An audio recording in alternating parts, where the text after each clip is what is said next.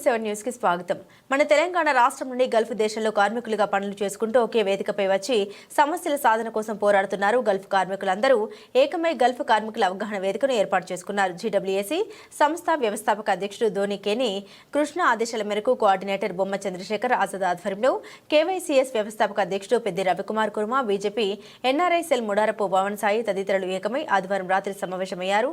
దుబాయ్లోని Jebel Ali లాల్ camp వద్ద ఉన్న Salim mall Madina hyper market వద్ద వారందరూ సమావేశమై గల్ఫ్ కార్మికులు ఎదుర్కొంటున్న సమస్యలు, ఎన్ఆర్ఐ పాలసీ తదితర అంశాలపై చర్చించారు.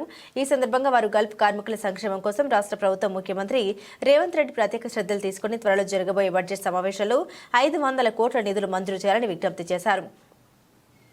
గత బీఆర్ఎస్ ప్రభుత్వం గల్ఫ్ కార్మికుల విషయంలో పూర్తిగా విస్మరించిందని, నూతనంగా ఏర్పడ్డ కాంగ్రెస్ ప్రభుత్వం సీఎం రేవంత్ రెడ్డిపై గంపెడు ఆశలతో కార్మికులు ఉన్నారని వివరించారు. గల్ఫ్ కార్మికుల సంక్షేమం కోసం సీఎంతో పాటుగా రాష్ట్ర మంత్రులు, ఎమ్మెల్యేలు, ఎమ్మెల్సీలు బడ్జెట్ సమావేశాల్లో సుదీర్ఘంగా చర్చించి నిధుల కేటాయింపులు చేయాలని బొమ్మన చంద్రశేఖర్ ఆజాద్, పెద్ది రవికుమార్ కుర్మా, పవన్ సాయి విన్నవించారు. ఈ సందర్భంగా వారందరూ ప్లకార్డులు చేతబూని నినాదాలు చేస్తూ సీఎం రేవంత్ రెడ్డి గారు గల్ఫ్ కార్మికుల సంక్షేమం కోసం ప్రత్యేక శ్రద్ధలు తీసుకుని నిధులు మంజూరు చేయాలని కోరారు. ఈ కార్యక్రమంలో జి రాజేశ్వర్, పులి శ్రీనివాస్, లింగదాస్, నారాయణ రెడ్డి, మోహన్, మహేష్ కుమార్, రంజిత్, డి బాలమల్లు, కుర్మా బాలరాజు, కుర్మా ఎం ఐలియా, కుర్మా విహెచ్ రత్నం, ఎం షెడ్ పోషెట్టి, బద్రి యాదవ్, లాభి శెట్టి, శంకర్, దశకుమార్, కుర్మా, చిన్నసాయన్న, నర్ర లక్ష్మణ్ తదితరులు పాల్గొన్నారు.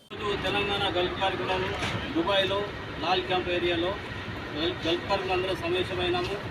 మరి పోయిన ప్రభుత్వము కేసీఆర్ ప్రభుత్వం ఎన్ఆర్ఐ పాలసీ ఇస్తామని చెప్పి 2 సార్లు అధికారం వచ్చినా చిన్న చూపు చూసి ఇవ్వలేదు. మరి కొత్త ఇప్పుడు వచ్చింది కాబట్టి రేవంత్ రెడ్డి గారు ఇకనైనా ఇప్పుడు 24 అసెంబ్లీ సమావేశాలలో 500 కోట్లతో ఎన్ఆర్ఐ పాలసీ అమలు చేయాలని విజ్ఞప్తి చేస్తున్నాం. జై ఎన్ఆర్ఐ పాలసీ, జై గల్ఫ్ అన్న, జై ఎన్ఆర్ఐ పాలసీ. ఈరోజు దుబాయ్లో జబ్లలి లాల్ క్యాంప్ ఏరియాలో గల్ఫ్ కార్మికులందరము ఈరోజు ఇక్కడ సమావేశం అయ్యాము.